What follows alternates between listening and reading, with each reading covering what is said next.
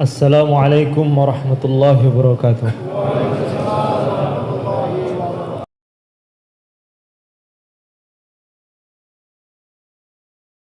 Beliau cerita kepada saya, Habib Umar Segaf itu. Beliau cerita ada seorang ahli ibadah, abid. Ada seorang abid, dia ini buat sebuah gubuk kecil dan dia menghabiskan waktunya kurang lebih 20 tahun ibadah habis-habisan. Zikir, sholat, ibadah di situ, di pinggir jurang, jauh di tempat keramaian manusia.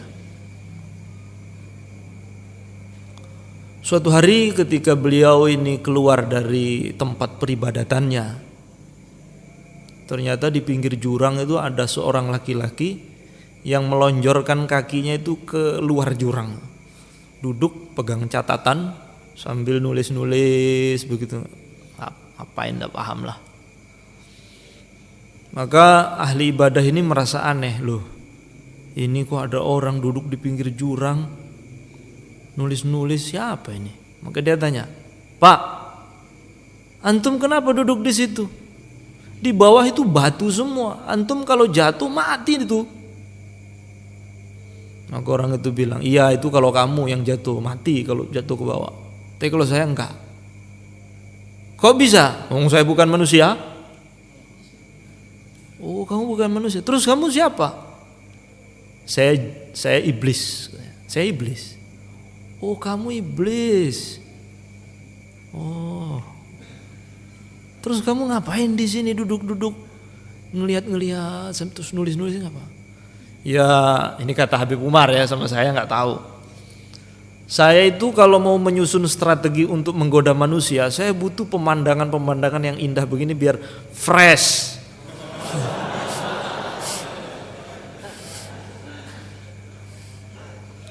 Fresh, sarangan ngono lho. Jernih jadinya. Jadi ide-ide untuk menghancurkan manusia itu saya butuh suasana-suasana seperti ini. Oh begitu. Terus yang kamu rek-rek itu apa itu? Buku yang kamu tulis itu apa? Oh ini daftar catatan orang-orang yang saya goda. Oh, ada saya nggak di situ? Kamu Fulan bin Fulan kan? Ya. Oh kamu bukan dalam catatan saya. Nama kamu itu dibawa oleh kopral saya paling bawah. Kamu itu bukan kelasnya saya.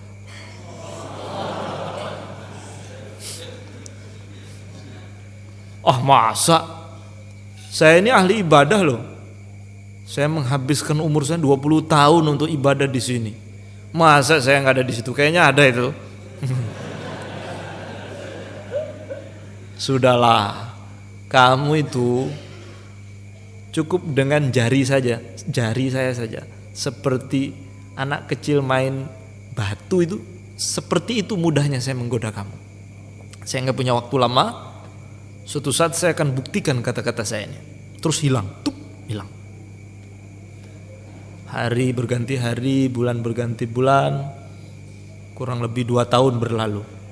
Ahli ibadah ini terus di dalam padepokannya, di dalam gubuk ibadahnya, zikir. Suatu hari, tengah dia memutar tasbihnya, tiba-tiba dari dasar jurang itu terdengar suara teriakan wanita. Tolong! Suara wanita minta tolong. Paling ini hanya godaan setan saja untuk membuyarkan ketawajuhan saya dalam ibadah. Nah, dia bisa ngelawan kan? Nah, dia tepis itu perasaan itu. Tapi datang bisikan kedua, nafsunya bilang, itu kan makhluk Allah yang lemah. Kalau bukan kamu yang nolong terus siapa? Apa arti ibadahmu sekian lama? Kalau ada jeritan makhluk Allah yang lemah kamu tidak tolong. Masya Allah. Ya, seperti itulah ya pola nafsu itu. Maka akhirnya ahli ibadah ini pun melepas tasbihnya. Kemudian dia keluar dari tempat ibadahnya, dia melihat ke bawah. Ternyata benar ada perempuan. Dia turun ke bawah. Dia turun, ternyata perempuannya itu cantik sekali, kakinya patah. Maka dia bilang, kenapa kamu bisa di sini? Tuan, dalam keadaan seperti ini jangan tanya seperti itu. Ini kaki saya patah dan saya lihat wajahmu ini orang baik betul. Tolonglah saya. Gimana saya nolong kamu? Ya tolong selamatkan saya ini jatuh. Tolong bawa saya ke atas. Oh nggak bisa. Bagaimana saya bisa membawa kamu? Ya kaki saya patah, bagaimana saya bisa naik ke atas? Tuhan kan bisa menggendong saya. Oh begitu, baiklah. Kamu naik ke belakang ini aja ya. Gitu. Akhirnya dibopong itu perempuan ke belakang.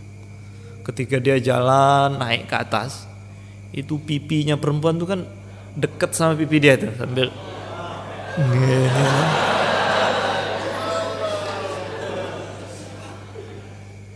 wes sudah perasaannya itu berubah.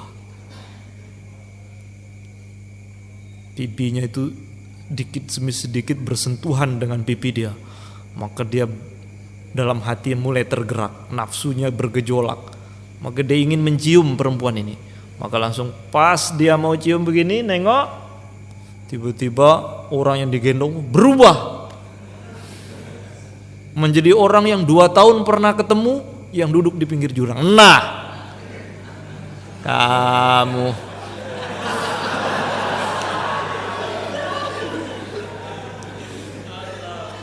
baru segitu saja udah mau nyium saya kamu.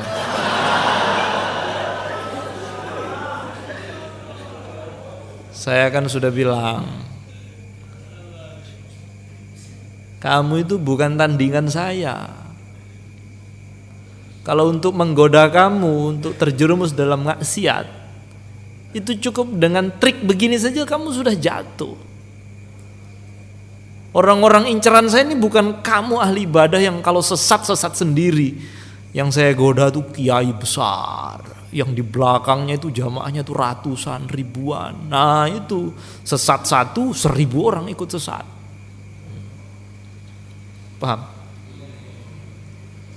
Di santri itu karena di belakangnya ada umat banyak, maka ini diincar utama oleh setan ini. Dan sarananya untuk menjerumuskan orang-orang ahli agama, panutan agama, mesti itu rangkapnya itu biasanya syahwat. Kamu bukan tandingan saya. Tuh cerita Habib Umar ke saya. Jadi bertingkat-tingkat. Maka semakin tinggi derajat seseorang, maka sebaiknya, seharusnya dan semestinya penjagaan hati, ilmu, amalnya pun harus semakin kuat dan ketat.